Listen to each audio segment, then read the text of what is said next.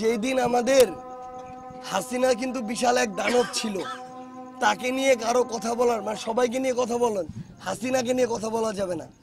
তো যেদিন এই ভয়টা ভাঙছে যে হাসিনাকে নিয়েও কথা বলা যাবে, ওই দিন মানুষ রাস্তায় নামছে এবং হাসিনা কিন্তু দেশ ছেড়ে পালাইছে। সো আগামীতে কোনো ব্যক্তি, দল কিংবা কোনো প্রতিষ্ঠানের বিরুদ্ধে আমাদের মনে যেন ভয় না থাকে যে আমি যদি কিছু বলি, ও যতই অন্যায় করুক না কেন, আমি যদি কিছু বলি আমার কি না কি হয়ে যায়, আমাকে রাখে না না রাখে। যেদিন আমাদের ভয়টা ভাঙবে ওই দিন আমাদের জয় সম্ভব।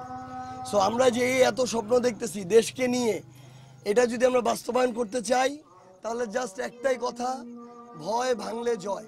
ভয়টা আমাদের ভাঙতে হবে, সে যেই হোক না কেন। কুদ্দুস সাহেব বললেন কোনো জায়গায় ন্যায্য অধিকার নাই মানুষের, তো ন্যায্য অধিকারটা আনতে হবে না? আপনাদের নিজেদের ন্যায্য অধিকার কে দিয়ে দিবে?